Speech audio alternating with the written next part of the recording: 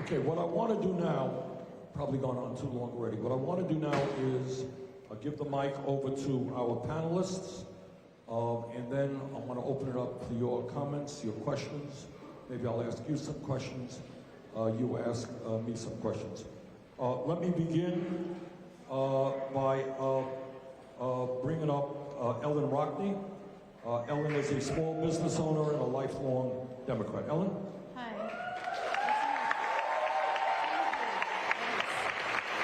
Oh my gosh, what a thrill to be here today. Ho, ho, ho. I am also a proud citizen of this beautiful driftless region, and I want to say that I am the granddaughter of Tony and Emma, and the daughter of Richard and Catherine, and the mother of Gabriel and Matthew. I think all of us who sit here today aren't sitting here only for ourselves. More than 80 years ago, my dad was out walking with his papa, and he wanted to get an ice cream cone. And his dad took that opportunity to sit him down and explain to him why they couldn't afford for him to get an ice cream cone. That was the day that my dad decided that he was going to be, for the rest of his life, a Union man and a Democrat. He was 7.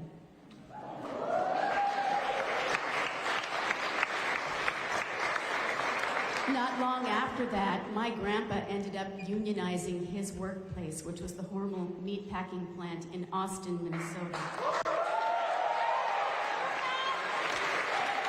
The town thanked him by electing him mayor for several terms. 50 years later, the company broke that union in our one company town, and my dad and hundreds of others lost their jobs at the plant. My hometown has never really been the same. I believe that corporate rule is the crisis of our time.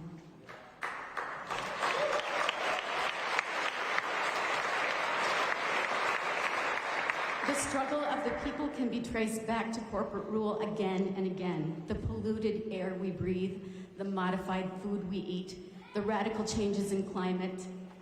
The list goes on: healthcare for some, prisons for profit, the border crisis, student debt, a laughable minimum wage. How lucky are we that Bernie Sanders does not answer to a single corporation and never has.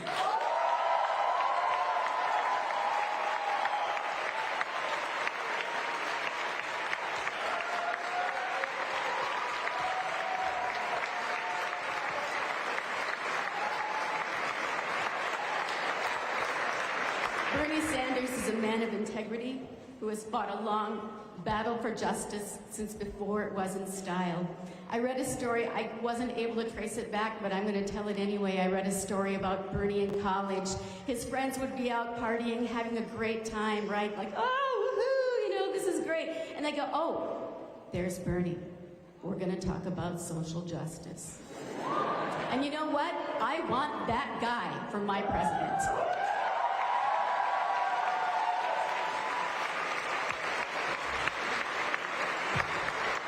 I wasn't so much a party pooper as that. It's not overdue. Bernie's values remind us of a dream of America. He reminds us that with enough deep listening and hard work, we can be the America that has not yet been. We can be what we have claimed, a nation with liberty and justice for all.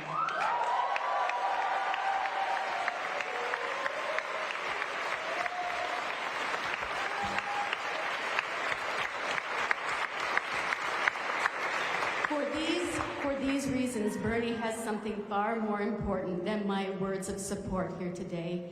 He has my vote. What an honor to close by saying these words to you now. Bernie Sanders for president.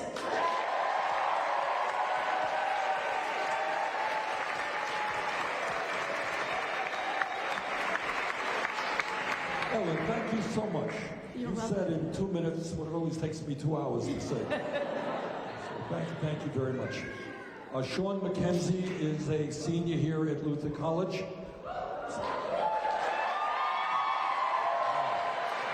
See, now I get it. You didn't come here to hear me. You came here to hear Sean, and he is studying political science and environmental studies. Sean, thanks very much.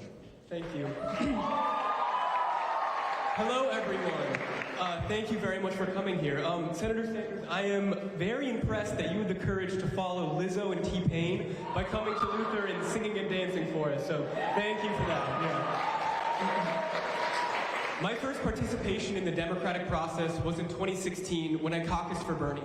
At the time, 18-year-old me was inspired by Bernie's commitment to Medicare for all, racial justice, and his unabashed efforts to keep the 1% accountable.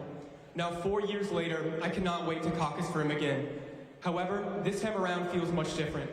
In the last election, to me, Bernie was an outsider whose progressive ideals set him apart from anyone else on the national stage. He seemed like a long shot, fighting to give the 99% a voice when no one else was. Now Bernie's wide appeal is obvious. His policies and message resonated with the people and ignited a national movement. Rather than being an outsider, Bernie has set the bar for the primaries. Bernie's ideas are now the benchmark to compare the other candidates. The people have made it abundantly clear. We want Bernie, and he is our only hope.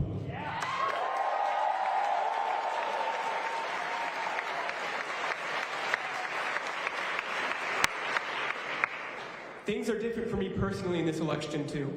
In August, my mother was diagnosed with bone cancer. She has private insurance, but I don't think any of you will be surprised when I tell you that her insurance only takes what would be unbelievably expensive and makes it just obscenely expensive. I am only one of countless other Americans who are not only confronted with their own or their family's mortality, but also with financial peril. Retirement for my parents was already an uncertainty, but is now even more daunting. One of the few things that gives me hope for the future of the United States and the future of my family is Bernie's 21st century economic Bill of Rights. It is past time Americans had a guarantee to the basic necessities of life, regardless of income, race, religion, gender, country of origin, or sexual orientation.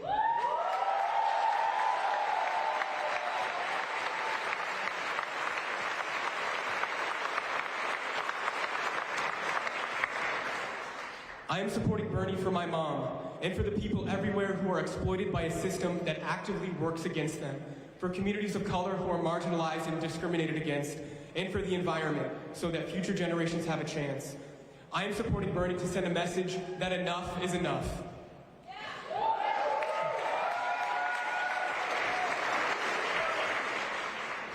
Whether we knew it or not, Bernie has been fighting for us for decades, so now it's our turn to fight for him. Thank you.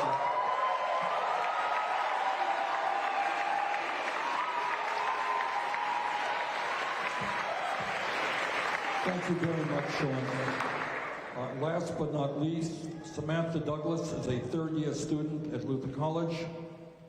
She is also the secretary of Luther College's Pride organization. Samantha, thanks for being here.